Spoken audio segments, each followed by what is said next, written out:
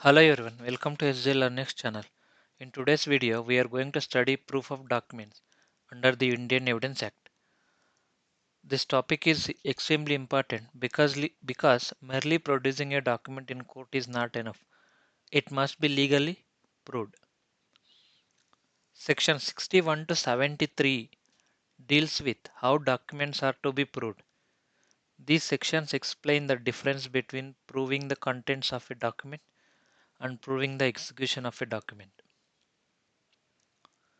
There is an important distinction here. Proving content means showing what is written inside the document. Proving execution means showing that the document was properly signed or executed by the concerned person. For example, in a property dispute, it is not enough to show the sale deed. The party must prove that it was genuinely signed and executed by the seller. The court requires strict proof of documents because documents can be forged, altered, or fabricated. Therefore, the law lays down clear rules to ensure authenticity. So, the foundation of this topic is that production of documents is not enough. Execution and authenticity must be proved. Section 61 to 73 under Indian Evidence Act provide the framework of this.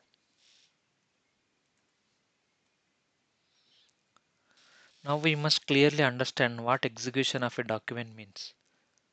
Execution refers to the act of signing or formally completing a document in accordance with the law. When a person signs a document to give it a legal effect, that act is called execution. In court, it is not enough to produce a signed document. The party relying on it must prove that the signature actually belongs to the person alleged to have signed it. This can be done in several ways. Firstly, by calling the person who signed the document. Secondly, by calling a person who witnessed the signing. Thirdly, by proving handwriting or signature through expert or other evidence. For example, if A files a suit based on a written agreement signed by B, A must prove that B actually signed that agreement. If B denies the signature, the court will require proof. If execution is not proved, the document cannot be relied upon, even if it is produced before the court. This rule protects parties from forged or fabricated documents. So remember clearly, execution means proper signing of a document. Signature must be proved if disputed. Without proper proof of execution, document has no evidentiary value.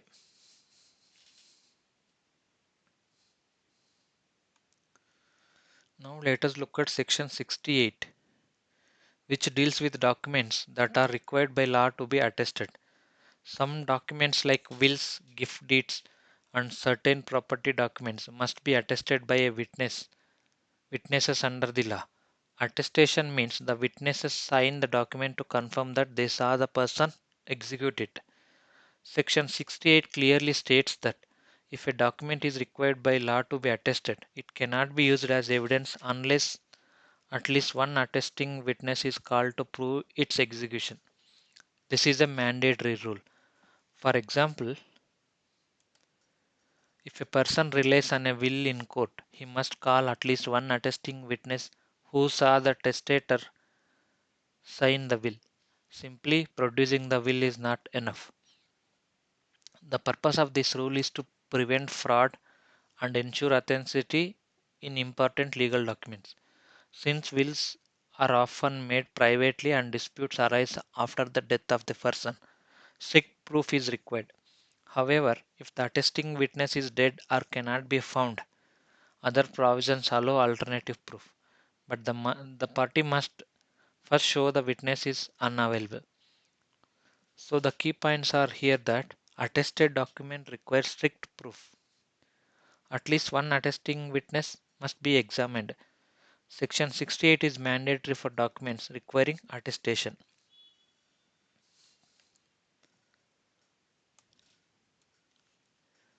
Now we must understand that the concept of public documents, how they are proved.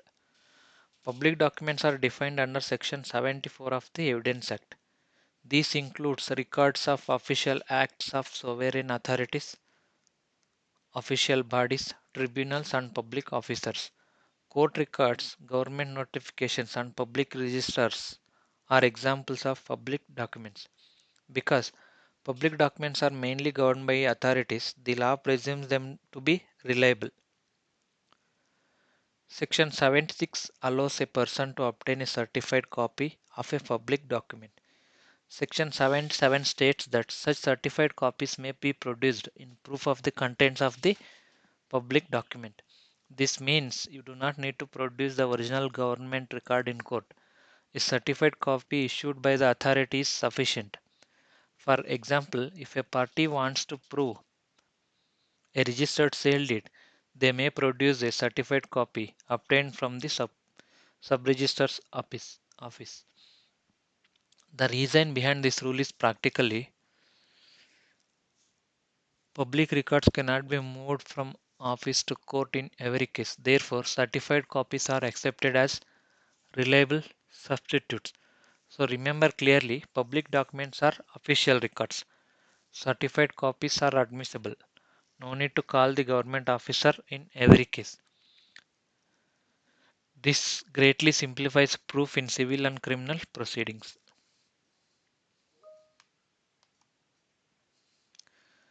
Now, let us understand how signature and handwriting are proved when they are disputed.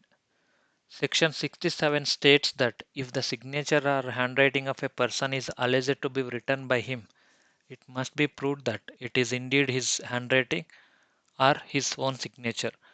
The opposite party denies the signature. The burden lies on the party relying on the document to prove it.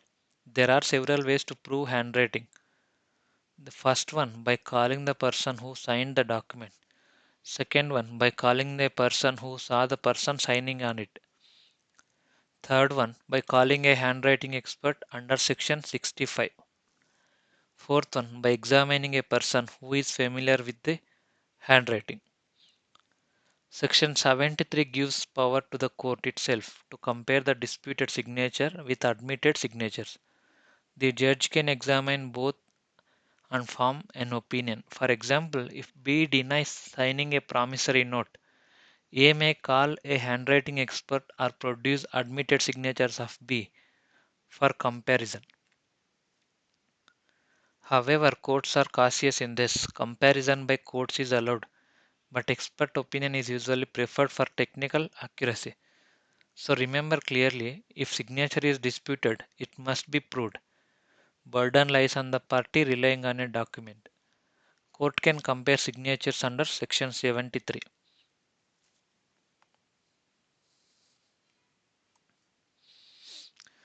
In today's digital age, many documents are not in a paper form. They exist as an electronic record such as emails, WhatsApp messages, CCTV footages, call detail records, bank transaction logs, and computer generated documents. The Indian Evidence Act recognizes electronic records as documentary evidences. However, special rules are applied to prove them properly. Section 65B lays down the requirement of a certificate for admissibility of electronic records. This certificate must state that the manner in which the electronic record was produced, the device involved, and confirm that the record is genuine. Without proper compliance with Section 65B, electronic evidence may be inadmissible. For example, if a party wants to rely on CCTV footage, they must produce a proper certificate from the person responsible for maintaining the system. This requirement ensures integrity of digital evidence. Since electronic data can be easily altered, strict safeguards are necessary. Courts today frequently deals with digital evidence and improper proof may result in rejection of important material. So remember clearly, electronic records are documentary evidence. Section 65B certificate is mandatory in most of the cases. Proper authentication is essential for admissibility.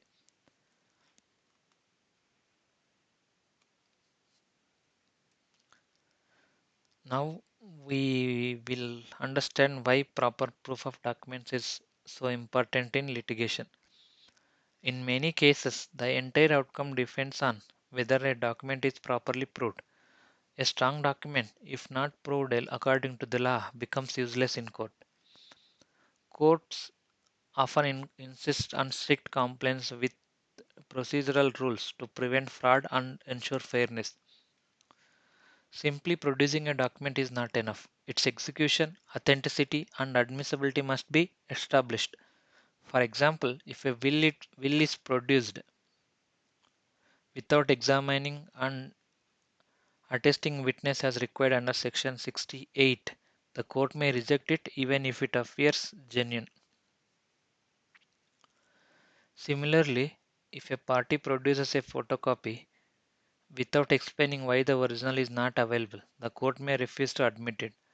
Proper proofs ensure reliability and maintains the integrity of judicial proceedings. So the final understanding of this entire topic is that documentary evidence must be formally proved. Execution and authenticity are essential.